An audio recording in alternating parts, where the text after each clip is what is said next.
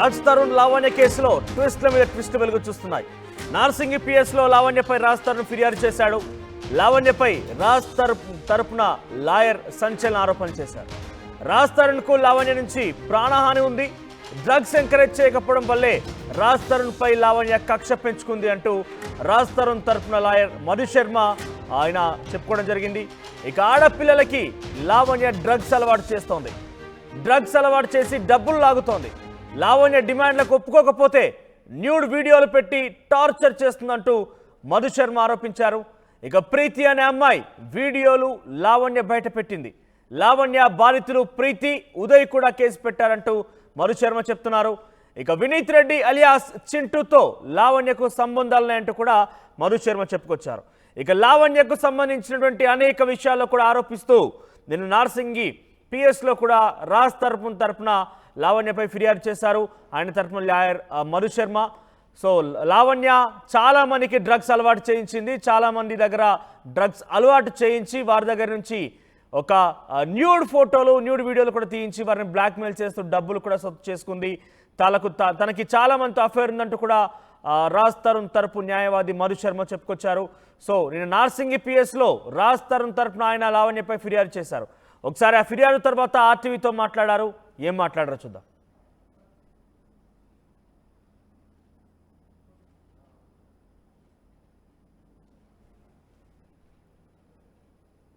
ఇప్పుడు మనతో పాటు రాజ్ తరుణ్ తరపున వాదిస్తున్న అడ్వకేట్ మధు శర్మ గారు మనతో ఉన్నారు. ఆయనతో మాట్లాడు. నమస్తే సార్. సార్, ఇప్పుడు మీరు పోలీస్ స్టేషన్ కి రావడం జరిగింది, మరి లోపల ఎలాంటి సాక్ష్యాలు ఇచ్చారు?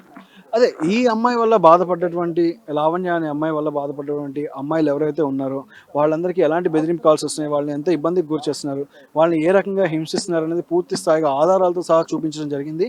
ఆ పిల్లల మొబైల్ ఫోన్లు లాక్కొని తన దగ్గరే పెట్టేసి వాళ్ళని బెదిరించి వాళ్ళ ప్రైవేట్ వీడియోలు ఇవాళ రిలీజ్ చేస్తూ ఒక రకమైన సైకలాజికల్ ఆనందాన్ని పొందుతూ ఉన్నటువంటి ఏదైతే ఉందో అది వాళ్ళ విజ్ఞతగా వదిలేస్తూ ఉన్నాము. సో వాళ్ళు ఏదైనా చేయనియండి, ఇవాళ మేము ఏది జరిగినా ప్రతి పాయింట్ మేము వీఆర్ ప్రొసీడింగ్ వెరీ లీగల్లీ, మేము లీగల్గానే వెళ్తాం. Because we are having the faith on the courts. Justice for Raj Tarun కోసమే మేము పోరాటం చేస్తాం. ఇందులో కూడా ఈ డ్రగ్స్ కేసులో ఇంత బయటికి తీసుకొచ్చి ఇంత కష్టపడుతున్నాడని చెప్పి రాజ్ తరుణ్ కూడా ప్రాణహాని ఉంది. సో రాజ్ తరుణ్ స్పెసిఫిక్ ఏ విధమైన ప్రాణహాని ఉంది? ఖచ్చితంగా రాజ్ తరుణ్ స్పెసిఫిక్ గా టార్గెట్ చేస్తున్నారు. మానసికంగా ఎంత క్షోభకు గురి చేస్తున్నారు. ఇవాళ రాజ్ తరుణ్ పేరెంట్స్ ఎంత మానసిక క్షోభకు గురి చేస్తున్నారు. ఇళ్ళకెళ్ళి ఇంటి తలుపులు కొట్టి ఇంటి మీద దాడులు చేసి నానా రకాలుగా హింస పెట్టి వాళ్ళని పెద్దంతరం చిన్నంతరం లేకుండా ఏ రకంగా పడితే ఆ రకంగా వాళ్ళని హింసించి దాడులకు గురి చేయడం అది మానసిక క్షోభ కాదా? అంటే ఇవాళ రాజ్ తరుణ్ మరో సుశాంత్ సింగ్ రాజ్పుత్ కాకుండా కాపాడుకోవాల్సిన బాధ్యత మన పైన ఉంది. 100% మన పైన ఉంది. ఎందుకంటే ఆ రకంగా అంటే అంత యంగ్ హీరో, అంత టాలెంటెడ్ హీరో తన్ని చనిపోయేంత స్థితిలోకి తన మెంటల్ డిప్రెషన్లోకి గురి చేసి తన మీద సాధించాలనే వర్గం మొత్తాన్ని వాళ్ళ ఏకపరాసం, అందులో అయితే డౌట్ లేదు. ఖచ్చితంగా రాజ్ తరుణ్కి న్యాయం జరిగి తీరుతుంది. అంటే లావణ్య వల్ల ఒక వ్యక్తి కూడా చనిపోవడం జరిగింది, అదే విధంగా ఇప్పుడు రాజ్ తరుణ్ కూడా బలవబోతున్నాడు అనేది కూడా ఇందాక విన్నాం. అది నిజమే అంటారు? ఎందుకంటారు? ఇదివరకు ఒక సూసైడ్ అయితే జరిగిన మాట వాస్తవం, దాంట్లో ఉన్నాయి కూడా ఉన్నాయి, అందులో అయితే there is no doubt at all అండి. ఇవాళ రాజ్ తరుణ్కి ఉన్నటువంటి ప్రమాద స్థాయి కూడా అదే లెవెల్లో ఉంది. ఎందుకంటే he is fighting against a good cause. తిని ఇలాంటి వాటికి ఎంకరేజ్ చేయడం. నేను మళ్ళీ చెప్తున్నాను, Raj Tarun not only on the hero on the screen అండి. ఆయన ఓన్లీ స్క్రీన్ మీద మాత్రమే హీరో కాదు, రియల్ లైఫ్లో కూడా హీఈస్ ఎ హీరో. చాలా మంచి హీరో అతను. ఒక అద్భుతమైన సోషల్ కాజ్ కోసం పోరాడు. ఇవాళ మీరు చూసారు ఎంతమంది సెలబ్రిటీలు ఎడిక్ట్ అయిపోయి ఇబ్బందులు పడుతున్న వాళ్ళని టార్గెట్ చేస్తున్న వాళ్ళని మనం చూసాం. బట్ వీటిని అసలు ఫస్ట్ నుంచే చాలా దూరంగా పెట్టి ఇలాంటి మనిషిని దూరంగా పెట్టేసి ఇలాంటి మనిషి జోలికి కూడా రాకుండా ఎప్పుడంటే ఉన్నది ఎప్పుడో 2 ఏళ్ళు ఎప్పుడో గతంలో ఉన్నారు. ఆమె రాజ్ తరుణ్ వదిలేసి 8 ఏళ్ళు అయిపోయింది. 8 ఏళ్ళు అయిపోయాక మొన్నటిదాకా ఉన్నానని చెప్పడము ఆవిడ ఇష్టమే. నాకు పెళ్ళైందని చెప్పి ఆవిడే చెప్తారు.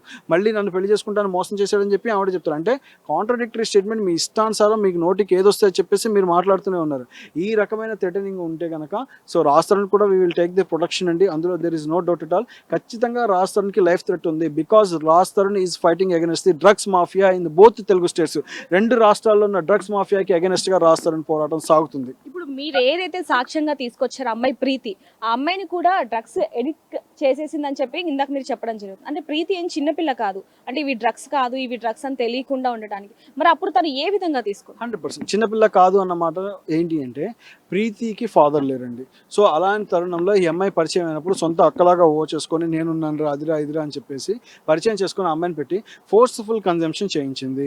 ఫోర్స్ఫుల్ కన్జంప్షన్ చేయించి ఆ అమ్మాయి నానా రకాలుగా ఇబ్బంది పెట్టాక ఆ అమ్మాయి దాని నుంచి బయటపడటానికి చాలా సమయం తీసుకుంది. మరి ఎందుకని బయటపడిన అప్పుడే తర్వాత పోలీసులకి 100% చెప్తున్నాను కదా, ఉదయ్ ఫోన్ అనేది, ఉదయ్ ఫోన్ లాక్కొని వాళ్ళని థ్రెటన్ చేస్తూ వాళ్ళని ఇవాళ బయటికి రాకుండా వచ్చింది.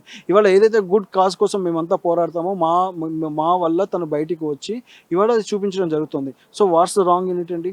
తప్పేం లేదు కదా. ఎప్పుడు వచ్చిందని, ఎన్ని రోజులు రాలేదనే విషయాన్ని మీరు టార్గెట్ చేస్తున్నారు. కానీ ఇప్పటికైనా బయటికి వచ్చి నిజం చెప్పడానికి ధైర్యం చేసింది ఆ అమ్మాయి. ఆ అమ్మాయి ధైర్యం చేసిందనే విషయాన్ని ముందు పరిగణించండి, రాలేదనేది కాదు.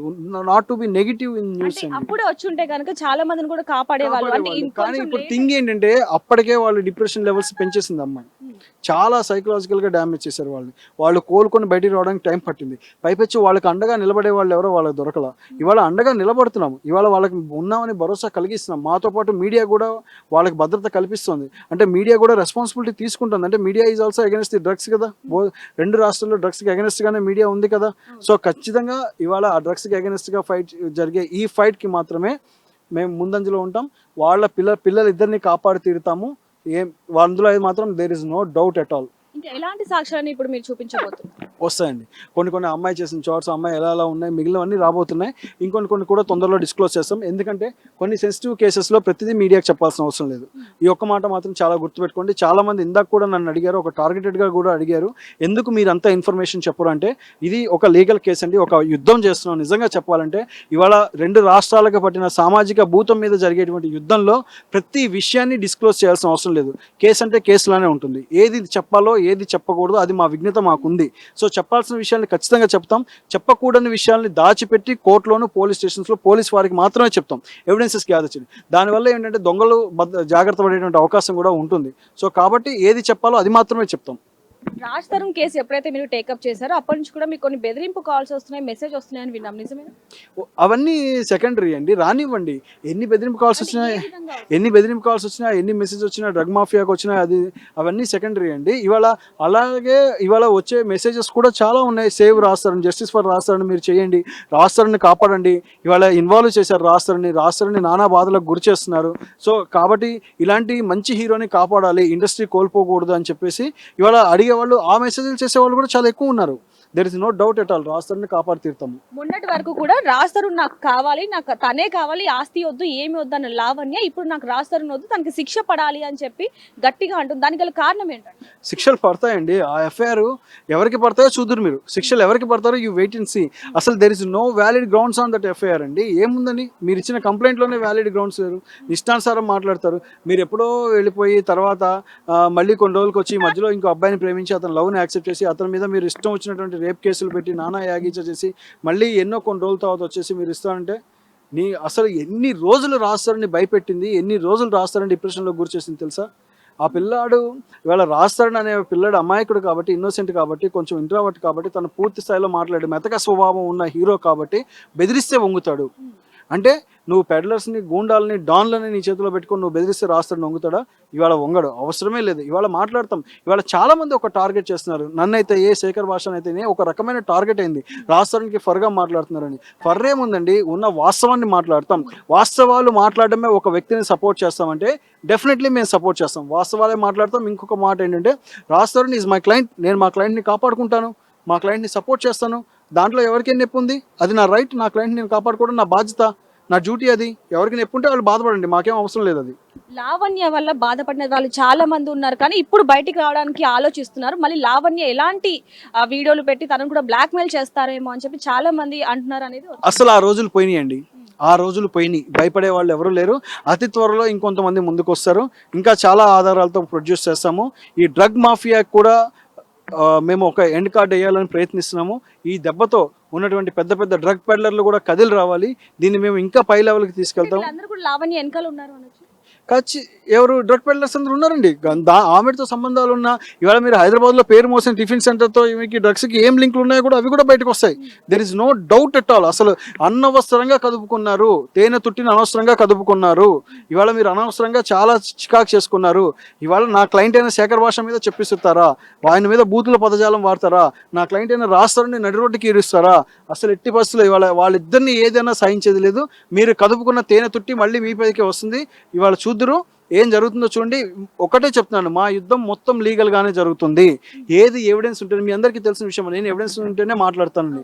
సో ఆ ఎవిడెన్సెస్ ఏమున్నాయి, ఏవి మీడియా ముందుకు వస్తాయి, ఏవి పోలీసులకు ఇవ్వాలి, ఏవి కోర్టుకు సంబంధించాలని మాకు నాలెడ్జ్ ఉంది. మీరు ఇవాళ ఇందాక కూడా ఎవరు అడిగారు, నన్ను స్పష్టంగా అడిగారు, మీరు మాకు అన్నీ ఇవ్వడం లేదు, అన్నీ చెప్పట్లేదు అంటే చెప్పం. నిజంగా మీకు అన్ని చెప్పాల్సిన అవసరం మాకు లేదు, మీకు అన్ని వార్తలు ఇవ్వాల్సిన అవసరం కూడా లేదు. అంటే అలానే సార్, అంటే మీరు కావాల్సిందే ఇస్తారంటే కావాల్సింది కాదండి, కొంచెం సెన్సిటివ్ ఎవిడెన్స్ ఉంటుంది, సెన్సిటివ్ ఇన్ఫర్మేషన్ ఉంటుంది. ఆ సెన్సిటివ్ ఇన్ఫర్మేషన్ హైడ్ చేస్తాం. ఆ సెన్సిటివ్ ఇన్ఫర్మేషన్ అది ఇప్పుడు ఆ సెన్సిటివ్ ఇన్ఫర్మేషన్ దాన్ని హైడ్ చేస్తాం ఖచ్చితంగా.